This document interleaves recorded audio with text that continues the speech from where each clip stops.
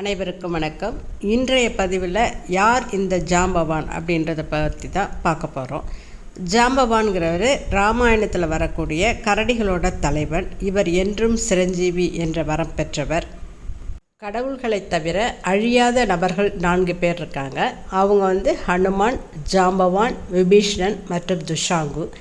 இந்திரன் அது அனுமனுக்கு கொடுத்தாரு.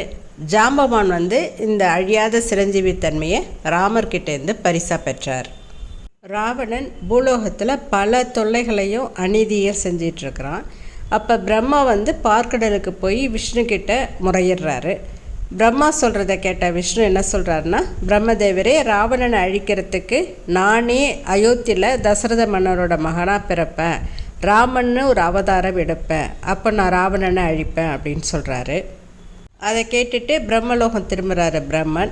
அவர் அங்கேருந்து விஷ்ணுவோட அவதாரத்துக்கு உதவி செய்கிறதுக்காக வானர இனத்தை படைக்கிறாரு. கிஷ்கிந்தையில் ஜாம்பவான் மற்றும் பிற வானரர்களை படைக்கிறார். ஆனால் ஜாம்பவானோட பிறப்பு குறித்து வேறு பல புராண கதைகளும் இருக்குது. வால்மீகி ராமாயணத்தில் பாலகாண்டத்தில் ஒரு கதை வருது. அதுபடி பிரம்மன் வானர படைகளால் ஒரு இனத்தை உருவாக்கணும் அப்படின்னு நினச்சிட்டு ஒரு நீண்ட யோசனையில் இருக்கிறாரு. அப்போ அவர் தூங்கிடுறார் அந்த யோசனையோடையே. அப்போ அவரோட கொட்டாவியிலேருந்து இந்த ஜாம்பவான் தோன்றினாராம்.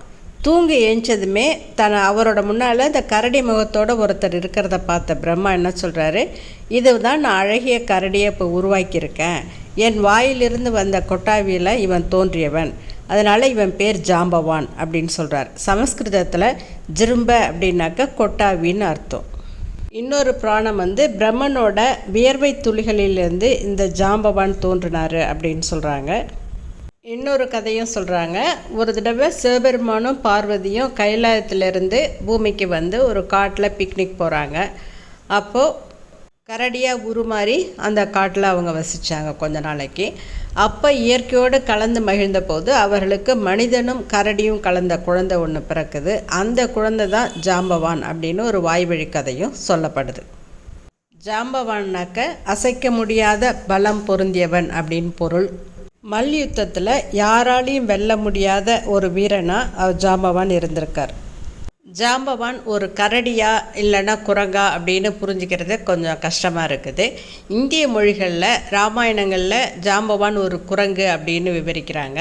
மலையாளத்தில் பழங்காலத்திலிருந்தே ஜாம்பவான் ஒரு குரங்குன்னு நம்பப்படுது. எப்படி இருந்தாலும் வால்மீகி ராமாயணத்தின் மூலம் அவர் ஒரு கரடின்னு அடையாளப்படுத்தப்படுறார். ஸ்ரீராமருக்கு உதவிய ஜாம்பவான் 6 மன்வந்திரமும் 164 சதுர்யுகமும், அதாவது 4 யுகங்களின் காலத்திலையும் வாழ்ந்திருக்காரு. ஜாம்பவான் மச்சாவதாரம் முதல் ராமாவதாரம் வரை விஷ்ணுவோட அவதாரங்களில் அவருக்கு துணையாக இருந்திருக்காரு அப்படின்னு கூர்ம புராணத்தில் பூர்வ காண்டத்தில் சொல்லப்பட்டிருக்கு.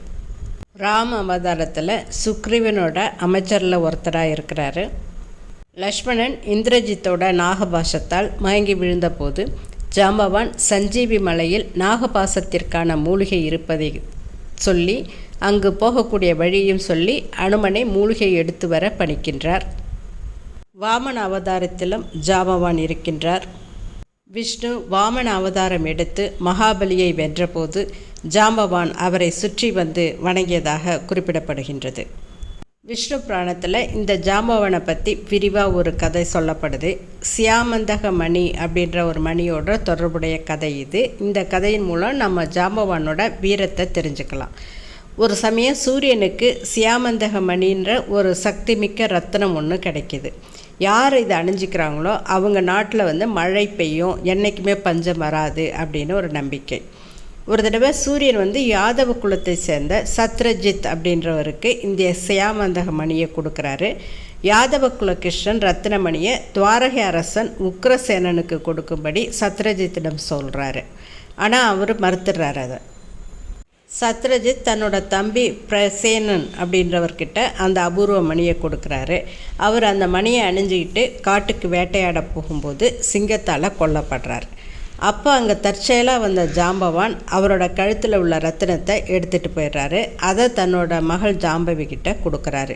மகளுக்கோ மகனுக்கோ கொடுத்து விளையாடுற பொருளாக கொடுக்குறாரு. அதை இந்த நிலையில் அந்த விலை மதிப்பில்லாத அந்த ரத்தினம் வந்து தொலைஞ்சதுக்கும் அந்த பிரசேனன்றவர் இறந்ததுக்கும் கிருஷ்ணன் தான் காரணம் அப்படின்னு ஒரு குற்றச்சாட்டு வருது.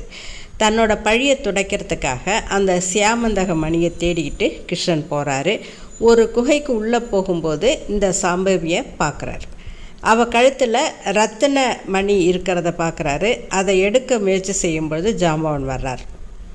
கிருஷ்ணனோட ஜாம்பவான் வந்து சண்டையிடுறாரு. ஒரு நாள் 2 நாள் இல்லை, தொடர்ந்து 28 நாட்கள் சண்டை நடைபெறுது. இவ்வளவு நாட்கள் தொடர்ந்து தன்னிடம் சண்டையிடும் ஒரு மனிதன் சாதாரண மனிதனாக இருக்க முடியாது என்பதை ஜாம்பவான் உணர்ந்து கொண்டார். பின்னர் அவரே கிருஷ்ணர் என்பதையும் தெரிந்து கொள்கின்றார். அந்த ரத்தினத்தை கிருஷ்ணருக்கு பரிசாக அளித்து தனது மகள் ஜாம்பவதியையும் அவருக்கு திருமணம் செய்து வைக்கின்றார். ஜாம்பவான் மகன் ஜம்பா என்பவன் துரியோதனின் மகள் லக்ஷ்மணியை கல்யாணம் செஞ்சுக்கிறான். கிருஷ்ணனை கடவுளாக வழிபடும் சில வட இந்திய கோயில்களில் ஜாம்பவதியையும் மக்கள் வணங்குகிறாங்க. சில மாநிலங்களில் தெருக்கூத்து கலைகளில் ஜாம்பவான் கதை இன்றைக்கும் நடத்தப்படுது. வாமன அவதாரத்தில் ஜாம்பவான் அதிக சக்தி பெற்றவனாக இருக்கிறான். விஷ்ணு உலகத்தையும் அளந்த போது அந்த செய்தியை சுமந்து உலகுக்கும் 18 மடங்கு வேகத்தில் பறந்து போகிறார். ஜாம்பவான் பூலோகத்தில் உள்ள மகாமேரு மலையை கடக்கும்போது கர்வம் ஏற்படுது அவனுக்கு. அதனை பார்த்தது அந்த மேரு வந்து சாபம் கொடுக்குது. உன் ஆற்றலாலும் இளமையாலும் உனக்கு கர்வம் வருது, இனி இது 2மே உனக்கு இல்லாமல் போயிடும், நீ எப்போவுமே முதுமையோடையே இருப்பாய், உன் மனம் அறியும் வேகத்தை உடலால் செயல்படுத்த முடியாது அப்படின்னு சாபம் கொடுக்குது. அதனால தான் மிகுந்த பலசாலியான மல்யுத்த வீரனான ஜாம்பவானால் ராம அவதாரத்தில் பறந்து போய் ராமனுக்கு உதவ முடியாமல் போயிடுது. மத்திய பிரதேசம் ரத்லம் மாவட்டத்தில் இருக்கிற ரத்லம் தக்சல் அப்படின்ற ஒரு பகுதியில் ஜமுதூன்னு ஒரு கிராமம் இருக்குது. இது பழங்கால கலாச்சாரம் இருந்ததுக்கான தடயங்கள் வந்து அங்கே கிடைச்சிருக்குது. அந்த நகரம் ஜாம்வந்தா அல்லது ஜாம்பவ நகரம்னு நம்பப்படுது. அங்கே அகழாய்வு செய்யும்போது பழங்கால செங்கல்கள் கிடைச்சிருக்குதாம். அதே மாதிரி ஜாம்பவான் குகைன்றது குஜராத் மாநிலம் போர்பந்தருக்கு பக்கத்தில் ராணவான்ற கிராமத்தில் இருக்குது. கிருஷ்ணனுக்கும் ஜாம்பவானுக்கும் இடையே இந்த சியபந்தக மணிக்காக நடந்த போர் இந்த இடத்துல தான் நடந்தது அப்படின்னு நம்பப்படுது. மேலும் இங்கே தான் கிருஷ்ணனுக்கும் ஜாம்பவதிக்கும் திருமணம் நடந்ததாகவும் நம்பப்படுது. இந்த குகைக்குள்ளே 2 சுரங்கப்பாதைகள் இருக்குது. ஒரு பாதை ஜூனாகத் செல்லும் வழியாகவும் இன்னொரு பாதை வந்து துவாரகைக்காக போகக்கூடிய பாதையாகவும் இருக்குது. இந்த குகையை இப்போவும் நம்ம பார்வையிடலாம். இது வந்து தொல்லியல் துறையின் கட்டுப்பாட்டில் இருக்குது. தமிழகத்தில் திருவாரூர் மாவட்டம் திருத்துறைப்பூண்டியில் இருக்கிற மந்திரபுரீஸ்வரர் அந்த ஆலயத்தோட தலபுராணத்தில் இந்த மூலவரை வந்து ஜாம்பவான் வழிபட்டு பேர் பெற்றதாக சொல்லப்படுது. ஆந்திராவில் ஜாம்பகான்னு ஒரு இனக்குழுவினர் இருக்காங்க. அவங்க தங்களை ஜாம்பவானின் வம்சாவளி அப்படின்னு சொல்கிறாங்க. மாபெரும் பலசாலியாக விஷ்ணு பகவானின் 2 அவதார காலத்திலும் வாழ்ந்திருக்கின்றார். அதனால தான் இன்றைக்கும் குறிப்பிட்ட துறைகளில் முறியடிக்க முடியாத பெரும் பலம் வாய்ந்தவர்களை ஜாம்பவான்னு புகழ்கிறது வழக்கமாக இருக்குது. இந்த பதிவு உங்களுக்கு பிடிச்சிருந்துன்னா லைக் பண்ணுங்கள், ஷேர் பண்ணுங்கள், சேனலை சப்ஸ்கிரைப் பண்ணுங்கள். நன்றி, வணக்கம்.